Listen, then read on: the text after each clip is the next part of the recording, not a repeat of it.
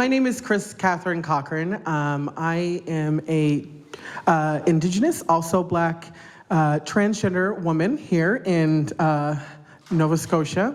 My roots are originally from Glace Bay, Nova Scotia, and it's weird. I usually get woo or with that, so. But my family can be traced back to Loyalist. My grandmother was one of the kids from the Home for Colored Children, one of the last kids. She was adopted there, to a mixed-race family in Truro. So there was a bunch of black kids running around Truro. Not Truro, Canso, which is even smaller back then. So I just want to speak a little bit about the women who were here before me. I haven't heard that song since my grandmother passed away. And also, I'm one of those kids that grew up and the only one in my family who learned all of her recipes. And I can tell you right now, stay out of my kitchen when I'm cooking or you don't get fed. So I can understand all of that. But what I'm here today is to talk to you about equity for not just the 2SLGBTQIA community, but for racialized communities. Because those two things sometimes are divided as in two, but it is as one, as you can see right now. So my presentation is going to be a little bit of education, and then we're going to get into a little bit about me and what I've done and what I continue to do for this community. So first, we're going to do a little bit of a lesson. The reason why I'm doing this is because if you're going to be an active ally, you have to first understand the community that you're helping and understand it the right way. So, as we can see over there, 2SLGBTQIA, sometimes referred to as the queer community, because some people can't say 2SLGBTQIA, just ask Justin Trudeau.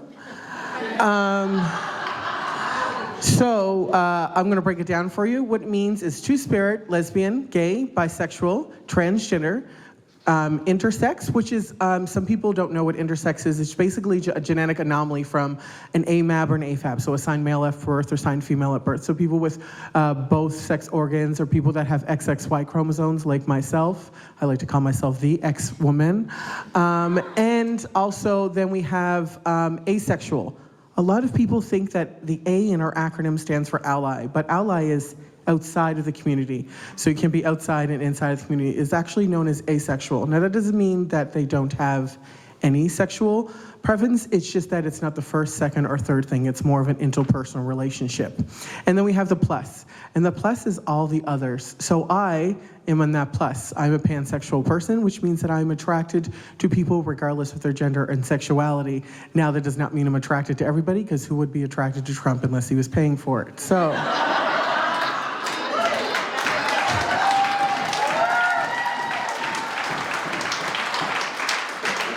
So just a thing about gender. Gender is in here. So you can't really see people and say, I know what your gender is just by looking at them. That's an assumption. But underneath the gender terms, there is cisgender. Now, if you go onto social media right now, cisgender is one of those words that are a trigger word to a lot of people. But it just basically is the scientific term. So in the black community, we have a saying, the womb to the tomb, which means from birth all the way to the death. So my husband, he was born a boy, grew up to be a teenager, then a man, and then reverts back to a boy sometimes. But he will pass away as an old man. But on the other side of that spectrum, there is also trans people. So that's where I identify as. I'm a trans person. So I was born as Christopher William Cochrane. I'm not going to say how long ago, but it's a lot older than you might think. So I have 5 grandkids. I'll just put it there for that. Under the transgender term, there is transgender people like myself who are cis-presenting. So by society's terms, I look and act and talk like a woman's supposed to, whatever that means in this day and age. And then underneath the transgender, we have non-binary people, we have people who are genderqueer, gender non-conforming, and things like that. Now, this is how I describe it to people when I'm working with universities, all the way down to grade 4 level. Think of it as the cereal aisle. So when I was as a child, I went to the cereal section, and there was 5 cereals you could pick from. Frosted Flakes, Corn Flakes, Fruit Loops, and those horrible puff cereal that you have to pour 100 pounds of sugar on for it to taste anything. But now when you go to a grocery store aisle, there is a whole aisle of cereals. That's the way the world was. Back then it was boy and girl, but now we know that it's so much more.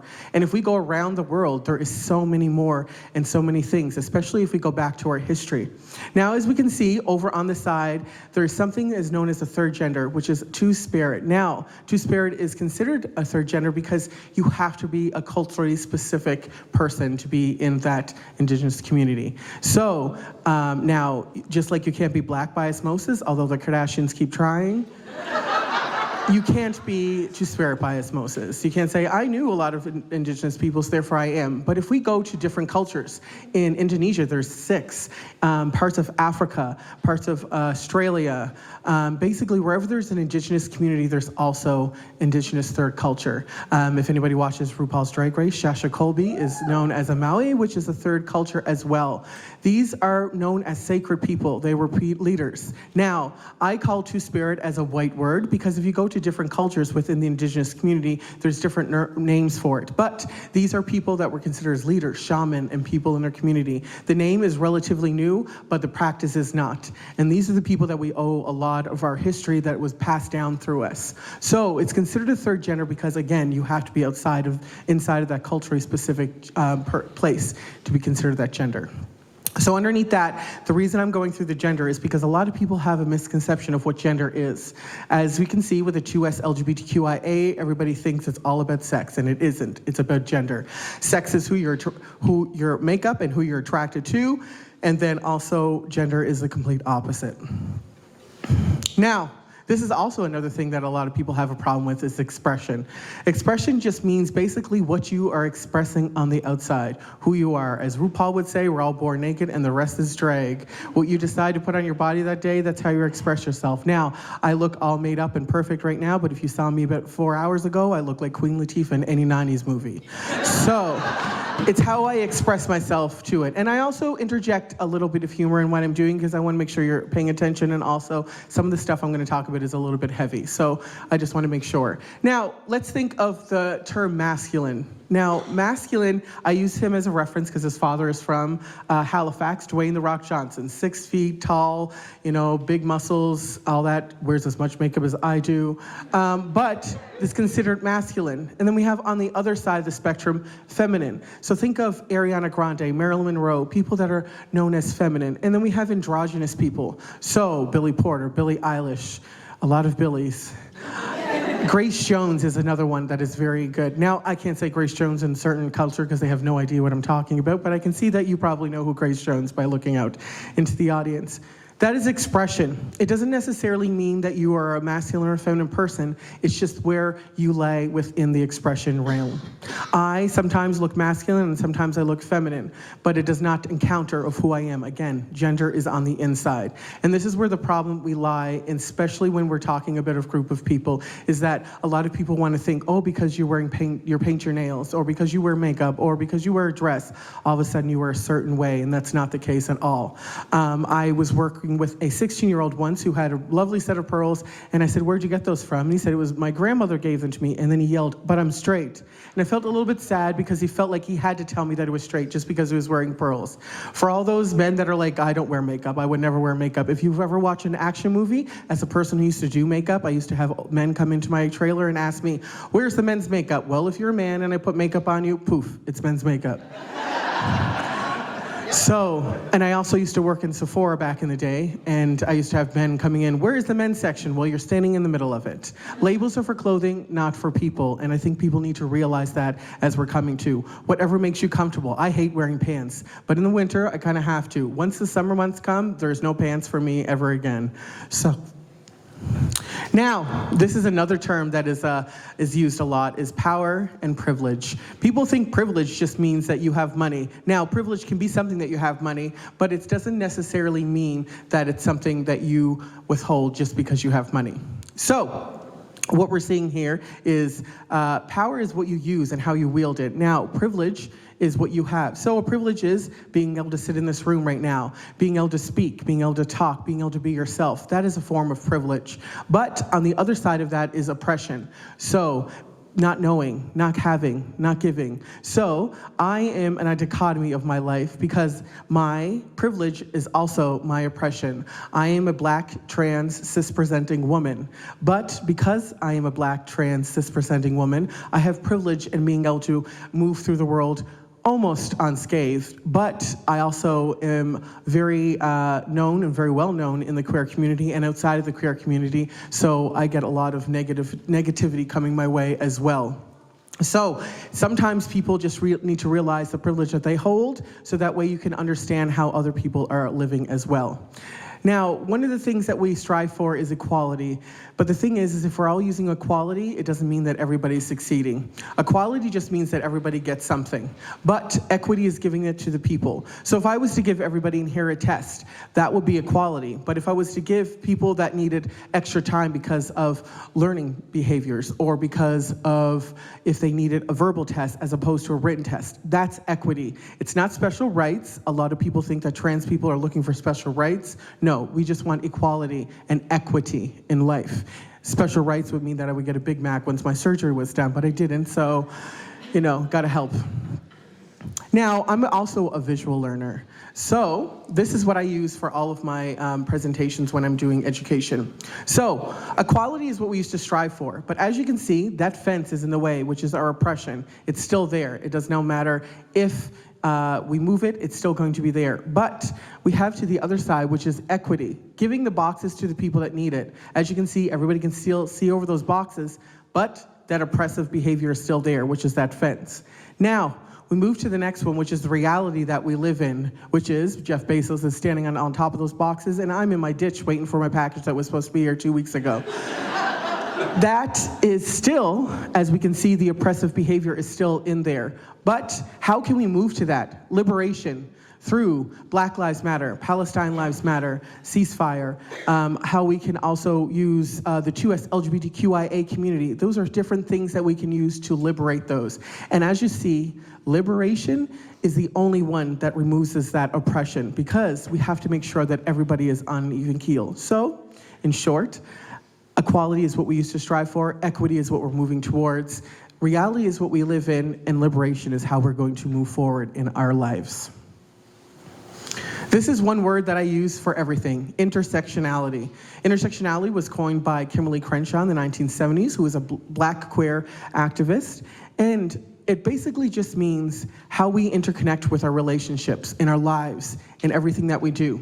Intersectionality is in this room, it's in every room that you're in. So you are all from different walks of life, different languages, different religions, different jobs, different backgrounds. But your intersectionality is, you all are in NSGEU, you all are in this room, you're all listening to me right now, you all had a wonderful dinner that reminded me of my grandmother already. Those are your intersectionalities. And the problem is, especially when we're talking in the business world, intersectionality likes to be divvied up. So if you're part of a women's group, or if you're part of a 2SLGBTQ group, or if you are part of a black group. But the problem is that if you are all of those things, then it is kind of hard to be separating yourself up into different sections. So I want to make sure that people understand that intersectionality is there. Intersectionality is how we move through the world, how we are able to progress. So think of me kind of as a four-way stop. In front of me is me being a trans person, the street behind me is me being a black person, the street to my right is me being a trans person, and the street to my left is me being an educator. Now they all divide into different streets, but they all lead back to me. Now because of intersectionality, not one person can speak for a whole community, even though there is some people that love to do it, Ellen, all the time. So what you have to do is, and what I always say is, speak up for people, but never speak for people. Don't take away people's voices, amplify them. And people need to understand that. And there's a difference. We have a thing in a queer community we call the savior, and it's basically somebody who is not part of the community, but is going to tell you how to live the community. The thing is that you also have to understand that you cannot take away somebody's voices, because if you're taking away somebody's voice, then you're not helping them. What you're doing is just silencing them, and we have enough people doing that already. So here are some important dates for you. 1969 was legal to be gay, and what happened in 1969 was Stonewall. Stonewall was an act that happened down in the United States, And it was the beginning of what is now known as Pride Parades and Pride Week and Pride Month. It was at a place, has anybody been to the old Reflections here? If you've been to the old Reflections, it was kind of like that. So have I. Used to be a bartender there, believe me. It was kind of like that. It was kind of a hole in the wall, but it was their place. The white gays were there mourning the pass of Dorothy, and the queer black gays were there trying to find solace in themselves. And the police came in and decided that they were going to take them out. Now, back then, if you were wearing 3 pieces of clothing that were not assigned to your gender at birth, you could be arrested on sight. So there is a thing that Marsha P. Johnson was the first one to throw a brick. That's not the case at all. It was actually Stormy, no, not Stormy Daniels, Stormy, a black drag king, who actually started the revolution and was like, we need to start fighting back. What happened was Marsha P. Johnson and Silva Rivera came back that night, and they're the ones that started to progress it forward. They're the ones that pushed our liberations to where they are. They started an organization called STAR, which was for the first one for AIDS research. It was also the first one to have a hostel for queer youth, and it's still into work this day. They were the ones to amplify the voices. And even today, as we see, the trans community is sometimes elevated or it's completely dismissed by people that don't want to be part of it. There's an organization called the LGB group who do not believe that trans people should be part of it, which is kind of ironic to me because most of them are lesbians, and if it wasn't for black, queer, trans women, then we would not be where we are to have our liberation. So it's funny to have somebody tell me that I'm not allowed in a community that really we started. So the thing is, now we also have, it was considered a DSM until sorry, I can't remember the date, 1976, maybe? 73, sorry. You know, THC took a part of some of my history, so sorry. Trauma. And then also, it wasn't legal to marry until 2005. I was in my 2nd year of the Navy before it was become legal to be able to have marriage here in Canada. So next year will be our 20th year. So everybody thinks that Canada is the nice place that always had it. No, 2005. Also, there's a few dates that are not on there, but the fruit machine, has anybody ever heard of the fruit machine? So back in the 1980s and 90s, there was, the RCMP would go into different queer establishments, and they would pull out people from the military, and they would out them to their whole family. They would put them in asylums. They would basically ruin their whole lives just because they were queer. Now, Justin Trudeau gave a tearful apology a few years ago about it, but the thing is, it did detriment, and we lost a lot of people because of that. My friend Raymond Tavel was killed outside of Men's Bar. That was because of a lack of support within our mental health system, and this person was looking for a queer person to take out, and they did. Also, I was shot in 2011.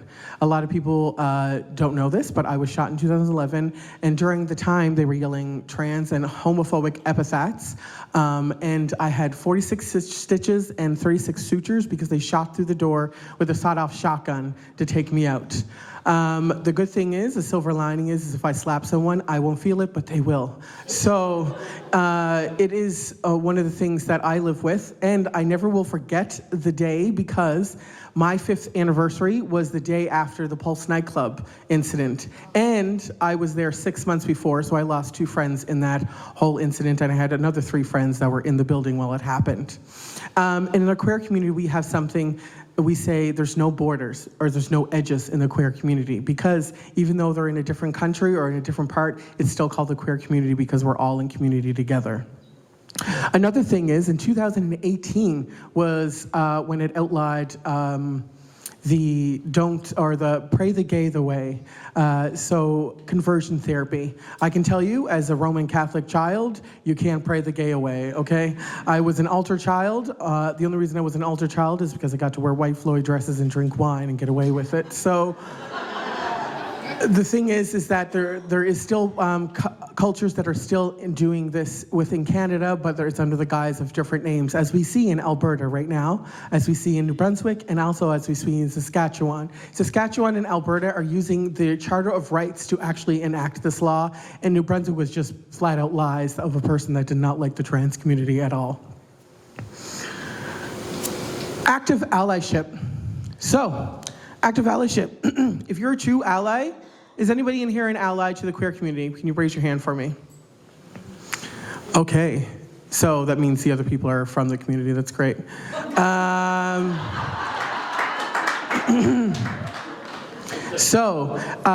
And if not, well, you might be in the wrong place. Anyways, so if you're going to be an active ally, you actually have to understand how you can make sure that people are doing what they need to do. Having a zero tolerance in your business. So one of those 4 Ds that we use is distract, delegate, delay, and disrupt. So disrupt, hey, that's not their pronouns.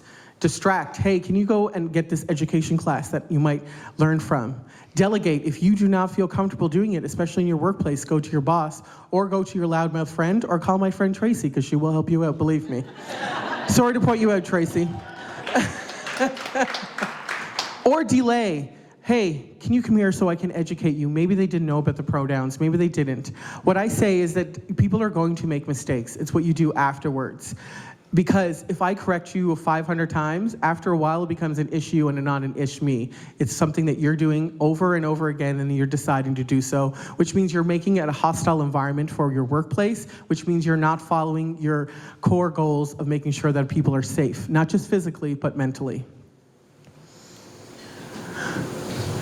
So, creating safe spaces. So, is it perceived or feel? So I'll tell you a story about how I talk about perceive and feel. So a few years ago, me and my husband were in a restaurant down in south of Nova Scotia, and they had a rainbow sticker outside of it. And we walked in, and this woman looked at me up and down and walked away. Now, I wear this thing that I call a Karen blocker, which is basically my pins that say that, see the unsurrendered. It also says trans, non-binary, all those kind of pins. So the people that I don't want to talk to, don't talk to me. So another waitress came up right afterwards and said, hey, I said, is she okay? Yes, just because of her religious belief, she doesn't believe that she can help you. Believe me, I was hungry, I would have left right at that moment. So I sat down, and then this lovely lady, and I can't believe I'm going to say this word in this building, but a lady looked at me and said, oh, you're such a beautiful mulatto girl. Is that your natural hair? Now, for people that don't know what mulatto is, it's a word that they used to use for people that were out of slavery and out of their slave master. So that's where it comes from. It means mixed race or other words that I would rather not say. So I looked at my husband and I said, listen, if you don't want me to flip a table, we're gonna leave right now. And on the way out, I asked the cashier, hey, why is there a sticker out there if you guys are doing this? And they said, well, our owner thought we would get better business. So, right there is the perceive and feel. I was perceiving that it was going to be a great place, but it was not feeling. And the only way you can make sure that it's a feel is that if you are diversifying, which you're making sure, I call it organic diversity. If you're just going, okay, we need a black person, oh, we need a trans person, oh, we need an indigenous person, oh, we need this, that's not organic. It should already be coming. You should already have those in your staff. You should already have them in your family members or in your friend group. Especially when I'm talking to queer youth parents, they're always like, how can I show that I'm diverse? If your people look exactly like you and only like you, then guess what? You're probably not diversifying as much as you possibly can. My job in my whole life is to make old white cis men feel very awkward, and it's okay because I'm marrying one of them. So